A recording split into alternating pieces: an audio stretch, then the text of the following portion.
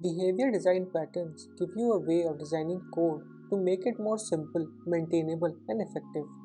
Understanding how design patterns work can improve your understanding of how to write really high quality object oriented code. In this video, we will explore the observer behavior design pattern. I'll discuss the observer pattern by using a real world Java code example. As the name of this pattern suggests, the observer pattern is all about object watching or observing other objects. In object oriented design, you often end up with a system broken up into lots of classes that work together. One of the challenges is making those classes interact and cooperate while avoiding tight coupling between them. The observer pattern provides a way to do this. You have an object that's being watched that is called the subject or the observable, and then you have the observers which watch the object.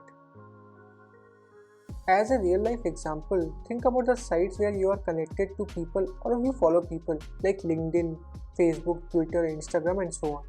You will see their activity on your feed. Rather than sitting and waiting to see if anyone comments, you will receive a notification if someone does. In this example, the post is the observable and you are the observer. The observer pattern is quite a common pattern in Java application, and you would use it when you have one or more objects that need to be notified when changes are made by other objects and updated accordingly. Now let's move to the fun stuff. We will see a REST service using the observer design pattern, which will notify the user by email when a product becomes available. We will use the property change listener and the property change support classes. So let's dive into it. I have added the Maven dependencies needed for creating the Spring RESTful service and the email client. First, we need to create our observable class. For this case, it will be item class. We will create it under the API package as a resource. It will have a property called quantity, which will contain the stock of the item. We will be using the property change support class in our observable item class. Then we will need to write a method that adds observer to our observable class. We can use this method to add multiple observers to our item class. The listener which we are adding to our change support object is basically an object of our observer class. We will see how to set listeners in a bit. Now we need to add the method which will increase the quantity and call the fire property change method which notifies all the listeners.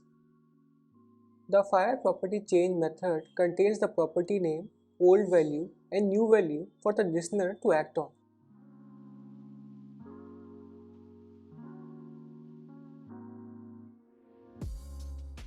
Next, we'll add our notify service, which is our observer. We will add it in a new package called services. In this class, we need to implement the property change listener interface. As soon as we implement, it throws an error as we need to implement the property change method. This is the method which will be called when a listener is notified. This is where we will call the method to send email to the user. So let's quickly set up our email client. We will create a method which takes the item name and the receiver's mail ID.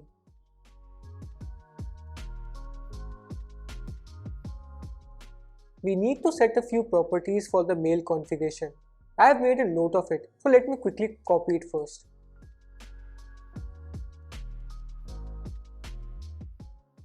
Now we'll try to send the mail in a try-catch block.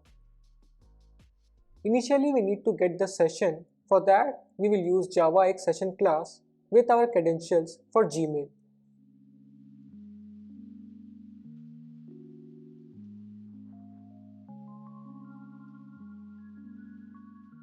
Now we will create a new MIME message object, set the mails from and to, set the subject and body, and finally send the mail. I will be setting my credentials behind the scenes.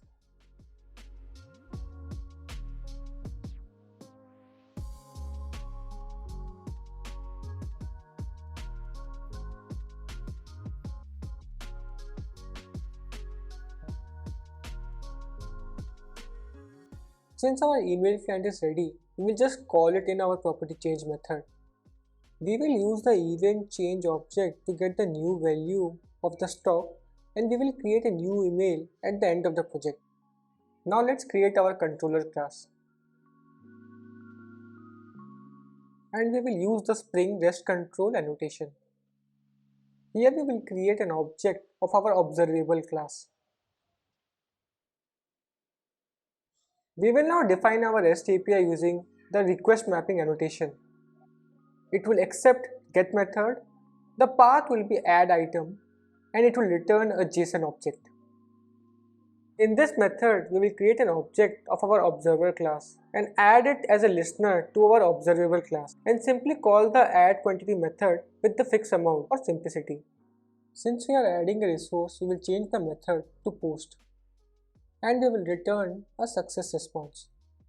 The last thing remaining is to create a class to run our Spring application.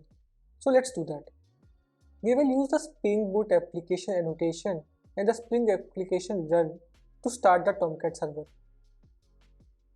One more thing is to move the REST application in the source under a common package. Now everything is ready. Let's test the application. First, we need to create a new mail to send notification. We will use 10 minutes mail for that. We will add this mail to our notify service and start our application. Once the application is started, we will do a post call using Postman.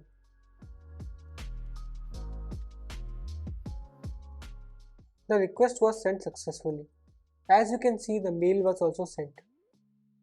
Thank you guys. If you liked the video, please like and subscribe to the channel.